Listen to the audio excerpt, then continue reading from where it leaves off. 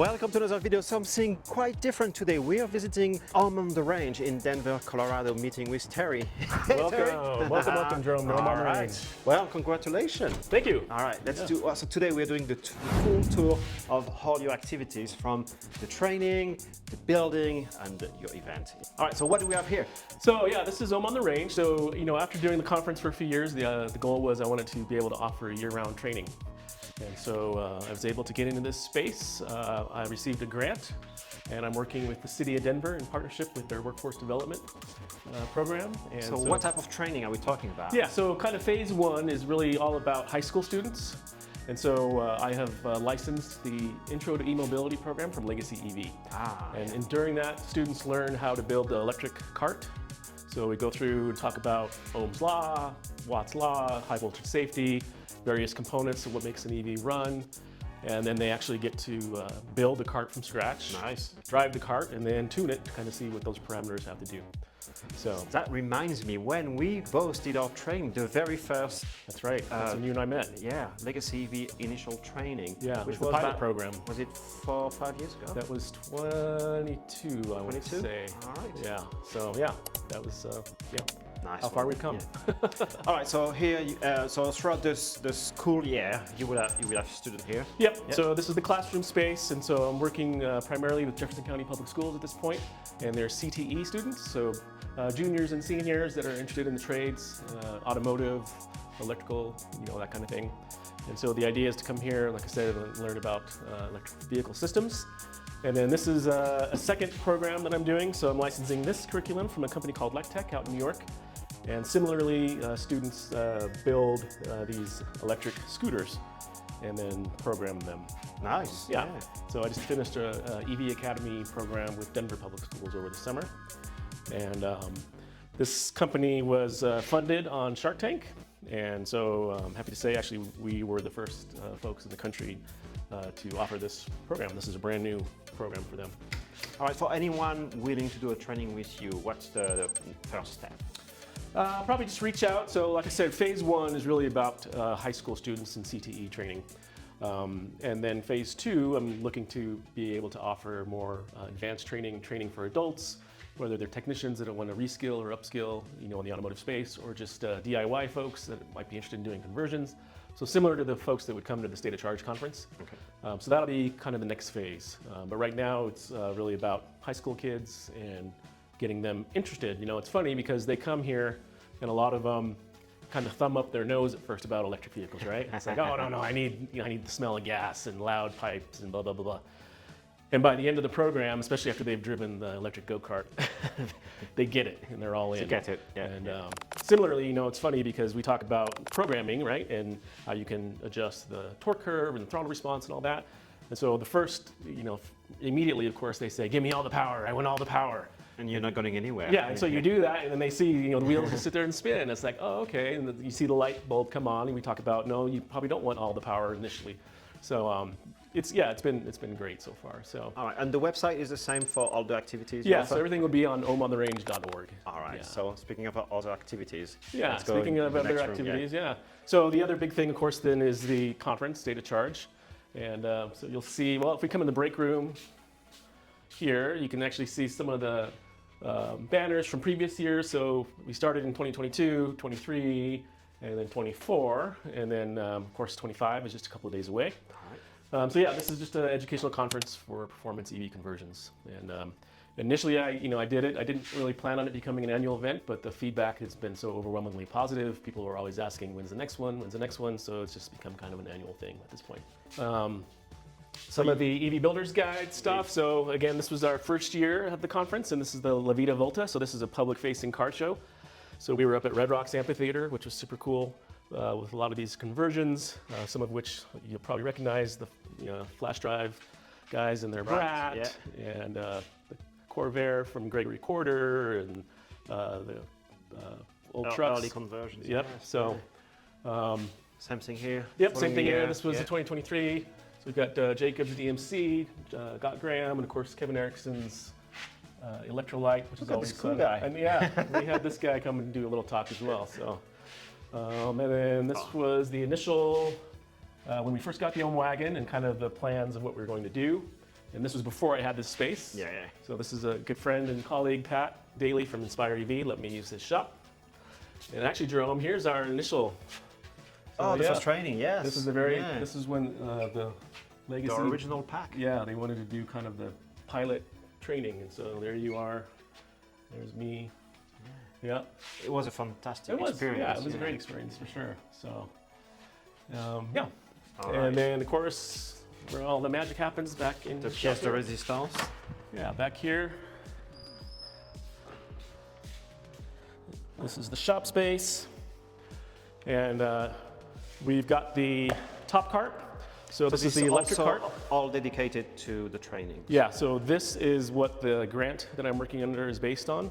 And so this cart is built by Top Cart in Italy, and then Legacy EV develops the whole curriculum around it, and then they have their own battery pack that they use. So students will come, and when they get here, this is all stripped down just to frame. And so the idea is it's about a 30-hour course, some of it in the classroom, and then of course some of it, a lot of it hands-on. So they build the cart, and then like I mentioned, they program the cart and get to drive it and see how it works. So we talk about, you know, gear ratios and controllers and batteries, and then we get to work in some automotive. You know, they have to bleed brakes. Oh, you do everything. Yep. So you know, it comes basically, like I said, stripped down. And then we've got the Ohm wagon. So this is my personal shop car, if you will, 61 Chevy Corvair Lakewood wagon. And they only made these 2 years, 61 and 62. And so this was a conversion that I did in partnership with Amper EV. Okay. And it's utilizing the Atom Drive system. Let's have a look. Yeah. So yeah, we'll start back here. So it's the Atom Drive system, so it's 400 volt, but I'm using the Maverick 25 motor. Okay. So this motor peak output is 255 kilowatts. So it's about 330 horsepower. Nice. This car initially came with 80 horsepower. So about 4 times the horsepower. DC fast charging option, which is super cool. So CCS port here. And then over here you can see 2 of the battery packs. You know, I wanted to make this vehicle kind of a full-time wagon, because partially to use as a shop car and to show students kind of layout of all the things, but then also I can throw my bike back here. So we've got 2 modules back here, and then 1 more in the front. Tell us a bit more about the system, because I understand they ship you a fully designed wiring loom, high voltage cable and everything. It's plug on. Yeah, so they have 2 options. So when you buy the system, basically you choose which motor you want. And in my case, I already had this motor from Maverick EV. And then from there, you tell them whether you want to do all the terminations, or if you prefer they do it. And so we did this last year, kind of in concert with State of Charge, and so they wanted to do all of the wiring terminations, which was totally fine by me. So basically, I designed the layout of where everything was going to live, and then went through and had to do measurements and, you know, kind of figure out distance between components. And then you send all that data back to them, and then they actually do all the harnesses and terminations. And so then you send them receive a back to you. complete kit. Yeah. So basically, they send you the kit, and then they send you kind of the harness, so you can kind of snake it out and lay it out. You do all the measurements, and then you send the harness back with the measurements, and then they cut it to fit and send it back to you again. And how do you program it all afterwards? Do they help you also? Yep. So they are able to do kind of a remote first start. So on that side, you know, you can see, of course, all the high voltage stuff, fuse boxes and whatnot. But if you come around this side, over here we have the junction box. Yeah. And so the cool thing about this is we have a data logger here, so it's Wi-Fi enabled, so it's logging everything here. And so they can actually access this data as well. And then we have some serial ports here, including OBD2, and so you can actually connect to the vehicle and get into the system and see what's going on that way as well. So what do you have under the hood? Yeah. So the Corvair was originally a rear-engine vehicle. which is Still is. rear motor. So up front, I have the third pack, and then the idea is I'll have space here. I can actually keep the spare tire up front. So the spare tire will live here. And kind of the next step, the car is running and driving now, although it's not quite done. Kind of future plans, I'll have a high voltage air compressor. So there'll be yep, so the high voltage 400 volt air compressor will sit there, AC compressor, I should say, and then high voltage heat. So how long did it take you to do the whole conversion? That's an interesting question. The actual conversion itself, once the components arrived, was probably only around 3 months. Okay.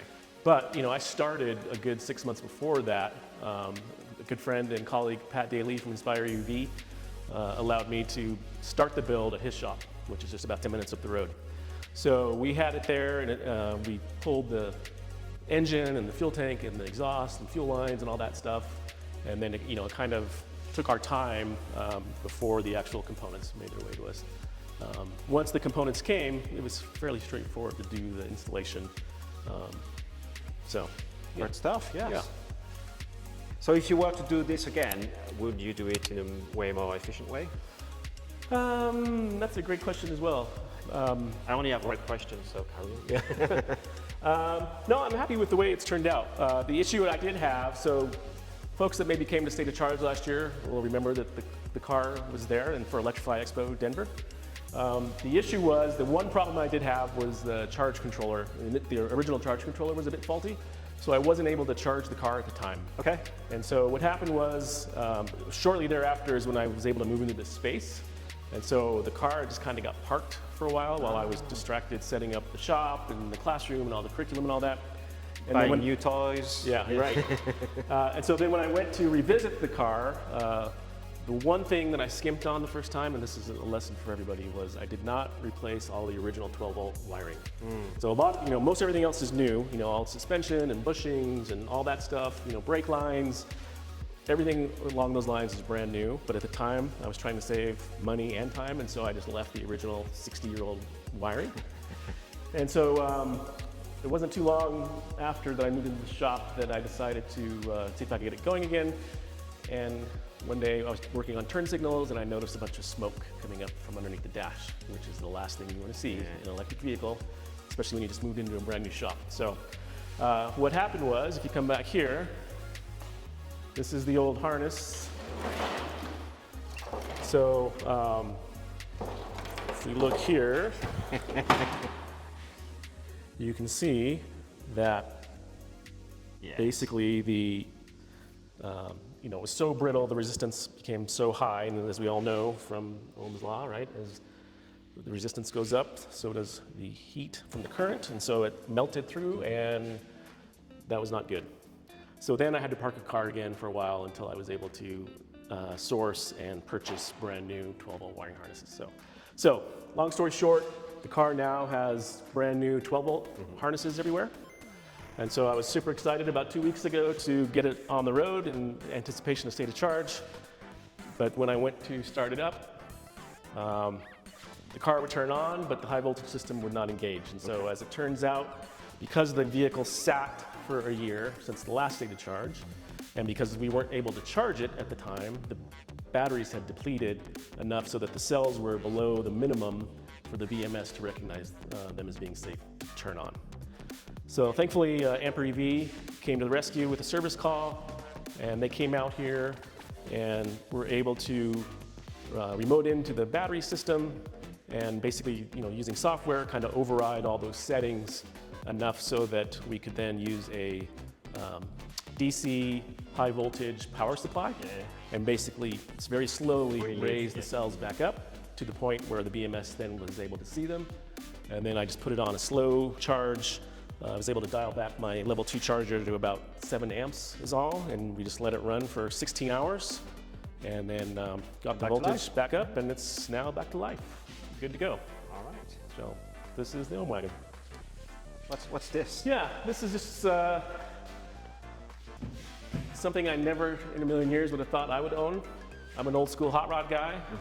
And so I wanted to get something to be able to transport the cart to schools.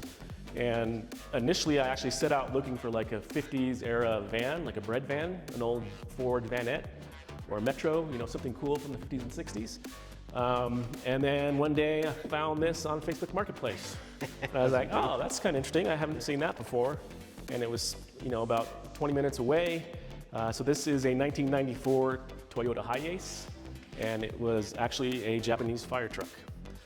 So it's a JDM, so it's import right-hand drive, 5-speed manual diesel, and the idea is that this will be converted, so this will be the next project. I'll convert this to electric in order then to transport the electric go-kart on the back, so it'd be kind of cool, I think. Do you know what type of system you want to use? I don't know just yet. It will most likely still be a high voltage, probably a 400 volt system.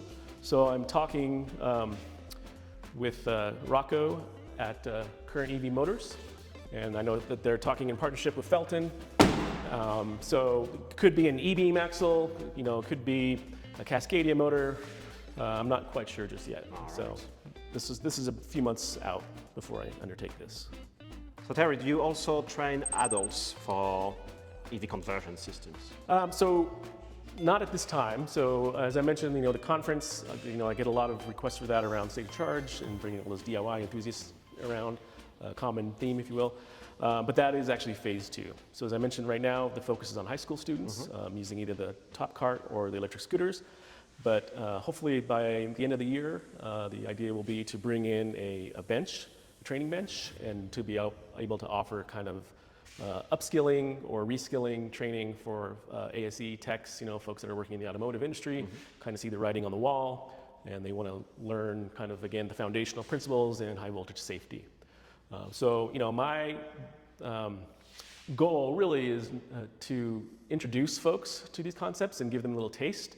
And then from there, you know, they can move on to, you know, community college or tech trade school or try to get a job at a dealership or whatever. So I'm not looking to, you know, do super advanced long-term training, but rather kind of with these workshops to introduce foundational principles of electric vehicle systems. So Terry, how do we get a hold of you? How do we come and do those training? Sure, so the website's probably the easiest way to reach me, and that is ohmontherange.org. So in addition to that main site, of course, I do a separate site for the conference every year for State of Charge. So this year is soc25.com. So if you want to learn about trainings and what we're offering here throughout the years, probably the website at ohmontherange.org is the best option. So as I mentioned, you know, starting now with the focus on CTE kids and STEM kids, doing those kinds of training. Phase 2, of course, will be the adult more advanced training, but then also kind of the next phase 2 would be to offer small fleet conversions on a special project basis. And the idea there is to use that as an opportunity for training. So working with local partners in the community. So I'm talking with, for example, a local nonprofit that has a E350 passenger van that you've seen, you know, like a little 15-passenger van. And the idea is to bring that vehicle in, take it out of service for a while, do a conversion to electric, but actually have students do the conversion. Excellent. Yeah, and so then at the end of the day, it's kind of a win-win for everybody. So then the van goes back into circulation as an electric vehicles, and the students get real-world experience doing a live conversion. And you train the next generation. Fantastic. Yeah, and exactly right. So. All right, Terry, thank you very much. Guys, if you like what you saw today, let us know in the comments below. Give us a thumbs up, and guys, we'll see you in the next one. Thank you.